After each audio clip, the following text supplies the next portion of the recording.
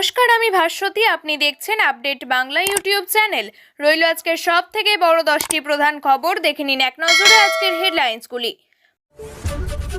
মাথার দাম ছিল 1 লক্ষ টাকা, যোগীরাজ্যে এনকাউন্টারে খতম ডাকাত সর্দার।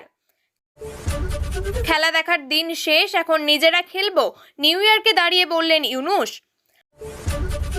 রাস্তার উদ্বোধন মন্ত্রীর, অমর রহে স্লোগান তৃণমূল সমর্থকদের। সত্যিই সন্তোষ মিত্র স্কয়ারের জন্য আনা হলো অ্যাম্বুলেন্স হুইলচেয়ার, যা বললেন ইন্দিরা মুখোপাধ্যায়। মায়ের কোল থেকে শিশু পড়ে গিয়েছিল রেল লাইনে, গৌড় এক্সপ্রেসের ধাক্কায় 3 জনের মৃত্যু শ্যামনগরে।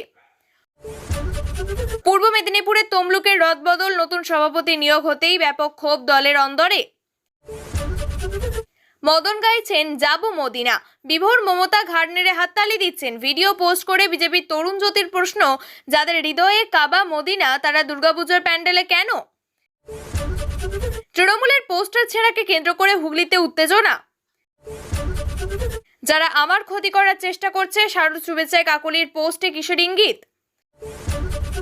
বাংলায় পুজোয় শাহের আগমন, পাল্টা তোপ দাগলেন অভিষেক, কেন উঠল 5 বছর আগের অভিযোগ? প্রিয় দর্শক, আপনাদের একটা লাইক আর একটা কমেন্ট আমাদের জন্য অনেকটা অনুপ্রেরণা দেয়।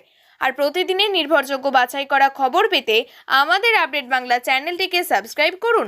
প্রধান খবরগুলি জানতে ভিডিওটি শেষ পর্যন্ত দেখুন, কারণ প্রতিটা মুহূর্তে রয়েছে গুরুত্বপূর্ণ খবর। ফের উত্তরপ্রদেশে এনকাউন্টারে খতম দাগি অপরাধীরা। খুন, ডাকাতি সহ 36টি গুরুতর মামলায় অভিযুক্ত কুখ্যাত ওই অপরাধীর মাথার দাম ছিল 1 লক্ষ টাকা। নঈম নামে ওই অভিযুক্তের কাছ থেকে 2টি পিস্তল এবং বাইক বাজেয়াপ্ত করেছে পুলিশ। মিরপুর পুলিশ সূত্রে খবর, জানা গিয়েছে তাদের কাছে খবর ছিল পুলিশের হিট লিস্টে থাকা দাগি অপরাধীদের নঈমকে এলাকায় দেখা গিয়েছে। সেই মতো প্রস্তুতি নিয়ে তার খোঁজেছে পুলিশ। অন্যদিকে বাইকে যাওয়ার সময় পুলিশকে পিছু নিতে দেখে গুলি চালায় অভিযুক্ত। অপরাধীর ছোড়া গুলির আগে ইন্সপেক্টর বাবলু বর্মার বুলেট প্রুফ জ্যাকেটে এবং হেড কনস্টেবল কালু রামের হাতে পাল্টা গুলি চালায় পুলিশ। নঈমের বুকে গুলি বিঁধতেই মাটিতে পড়ে যায় সে। পরে হাসপাতালে নিয়ে যাওয়া হলে সেখানেই তাকে মৃত বলে ঘোষণা করেন চিকিৎসকেরা। পুলিশের তরফে জানানো হয়েছে, নঈম খালাপাড় থানা এলাকার বাসিন্দা। দীর্ঘদিন ধরে অপরাধের সঙ্গে যুক্ত। দিল্লি, মিরাট, নয়ডা এবং পশ্চিম উত্তরপ্রদেশের বিভিন্ন থানায় তার বিরুদ্ধে 36টি অপরাধের মামলা রয়েছে, যার মধ্যে বেশিরভাগই খুন, খুনের চেষ্টা, ডাকাতি, তোলাবাজি এবং ভয় দেখানোর মতো ঘটনা। তাকে পাকড়াও করতে একাধিকবার অভিযান চালানো হয়। অবশেষে এনকাউন্টারে মৃত্যু হলো নঈমের। জানা গিয়েছে, এনকাউন্টার চলাকালীন নঈমের সঙ্গে আরও এক অপরাধী ছিল। গুলির লড়াই চলাকালীন বাইক ফেলে জঙ্গলের মধ্যে পালিয়ে যায় সে। তার খোঁজে শুরু হয়েছে তল্লাশি অভিযান। অন্যদিকে 2টি বাইক এবং পিস্তল বাজেয়াপ্ত করা হয়েছে ঘটনাস্থল থেকে। রাষ্ট্রসংঘের সাধারণ সভায় বক্তব্য রাখতে গিয়ে পাকিস্তানি তকমা জুটেছিল। নিউ ইয়র্কে রাষ্ট্রসংঘের কার্যালয়ের সামনে ব্যাপক বিক্ষোভ দেখিয়েছিল প্রবাসী বাংলাদেশিদের একটা বড় অংশ। আর তারপরেই তাদের কাছে টানতে মরিয়া হয়ে উঠলেন বাংলাদেশের অন্তর্বর্তী সরকারের প্রধান উপদেষ্টা মোহাম্মদ ইউনূস। নিউ ইয়র্কে শনিবার NRB connect day empowering global Bangladeshis শীর্ষক অনুষ্ঠানে বক্তব্য রাখতে গিয়ে তিনি বলেন, দূরে গ্যালারিতে দাঁড়িয়ে দেখব খেলা, এমন হবে না। গ্যালারিতে বসে দেখার দিন শেষ, আমরা এখন নিজেরা খেলবো। 2024 সালে জুলাই বিপ্লবে বাংলাদেশের শেখ হাসিনা সরকারের পতন ঘটেছে। তারপরে আপাতত সেই দেশের অন্তর্বর্তী সরকার চলছে। তার প্রধান উপদেষ্টা নোবেল জয়ী অর্থনীতিবিদ ডক্টর মোহাম্মদ ইউনূস। তার শাসনকালে বাংলাদেশের সংখ্যালঘু নির্যাতন বেড়েছে বলে অভিযোগ। এছাড়াও নানান দিক থেকে সমালোচিত ইউনূসের অন্তর্বর্তীকালীন সরকার। এই অবস্থায় রাষ্ট্রসংঘে বক্তব্য রাখতে গিয়ে নিউ ইয়র্কের পথে প্রবাসী বাংলাদেশিদের বিক্ষোভের মুখে পড়তে হয়েছে তাকে। তার সামলাতে এবার দেশ এবং জাতি পুনর্গঠনে প্রবাসী বাংলাদেশিদের সহযোগিতা চেয়েছেন প্রধান উপদেষ্টা মোহাম্মদ ইউনূস। নিউ ইয়র্কে NRB collected day empowering global Bangladeshis অনুষ্ঠানে তিনি বলেছেন, জুলাই গণঅভ্যুত্থানের ফলে যে পরিবর্তনের স্বপ্ন আমরা দেখছি তা এগিয়ে নিয়ে যেতে প্রবাসী বাংলাদেশিরা তাদের নিজ নিজ সক্ষমতা অনুযায়ী গুরুত্বপূর্ণ ভূমিকা পালন করতে পারেন। ফিতে কাটছেন মন্ত্রী, তৃণমূলের কর্মী সমর্থকেরা স্লোগান দিতে শুরু করেছেন। আচমকা মন্ত্রীর নাম করে অমর রহে স্লোগান তুলছেন তারা। ভাইরাল হয়েছে সেই ভিডিও, জানিয়ে শুরু হয়েছে জোর রাজনৈতিক চর্চা। শাসক দলকে কটাক্ষ করেছে বিরোধীরা।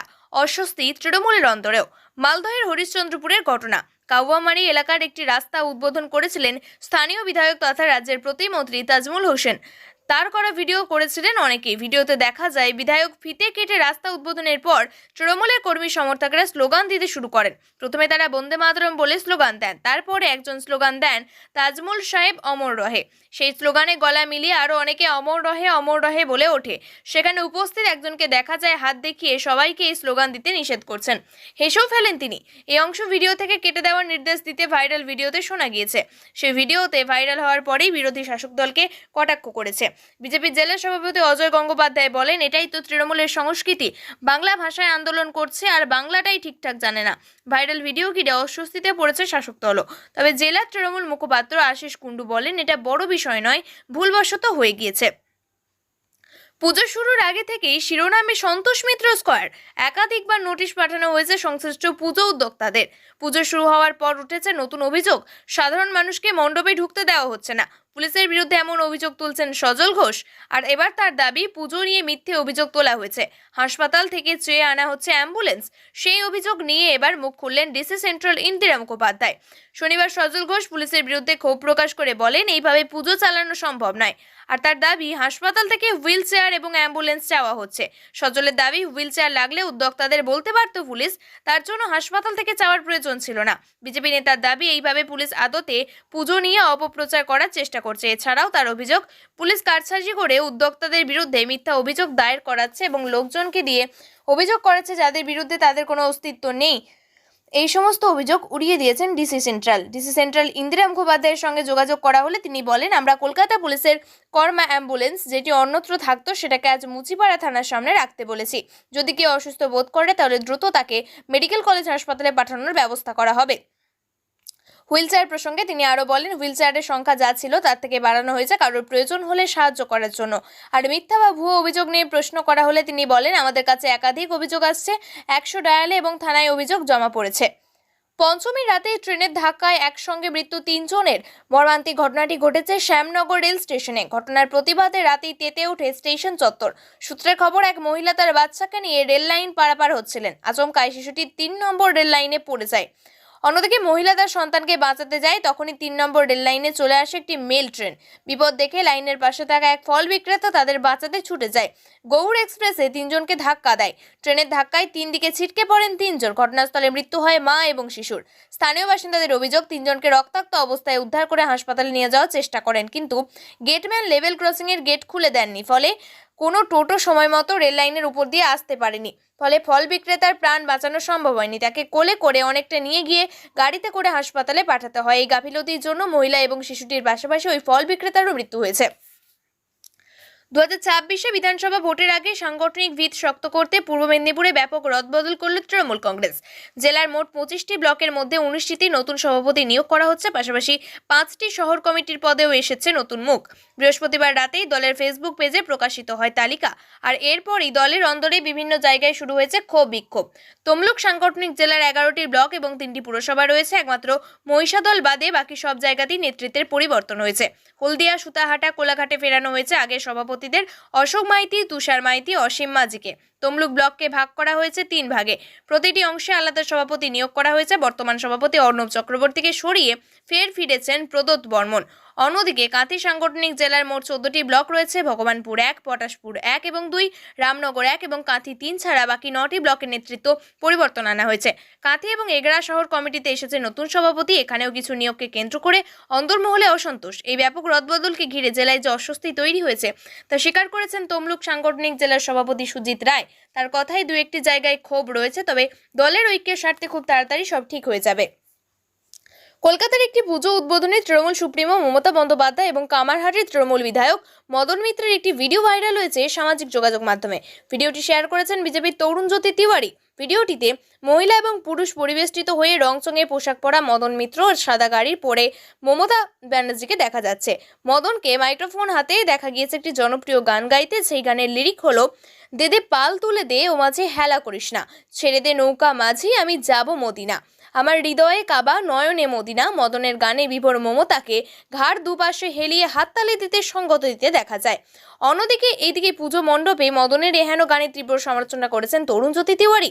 তিনি প্রশ্ন তুলেছেন, যাদের হৃদয়ে কাবা মদিনা তারা দুর্গাপুজোর প্যান্ডেলে কেন? তিনি লিখেছেন, যাদের হৃদয়ে কাবা মদিনা তাদের দুর্গাপুজোর প্যান্ডেলে কেন? মদন মিত্র এবং মমতা ব্যানার্জিকে একান্ত অনুরোধ, আপনাদের আসল টান যদি কাবা মদিনা হয় তাহলে সেখানেই যান। মা দুর্গার পুজোয় শো করার দরকার নেই। হিন্দু সমাজ এখন সব বোঝে কে অভিনয় করছে আর কে সত্যিকারের ভক্ত। দুর্গাপূজা আমাদের আত্মার উৎসব, এটাকে ভোটের মঞ্চ বানাবেন না। কৃপা করে হিন্দু ধর্মের আবেগ নিয়ে রাজনীতি করা বন্ধ করুন। উৎসবের শুভেচ্ছা জানিয়ে এলাকার একাধিক পোস্টার লাগিয়েছিল তৃণমূল কংগ্রেস। সেই সমস্ত পোস্টারকে ছিঁড়ে কেন্দ্র করে চাঞ্চল্য ছড়িয়ে পড়ে হুগলির উত্তরপাড়ায়।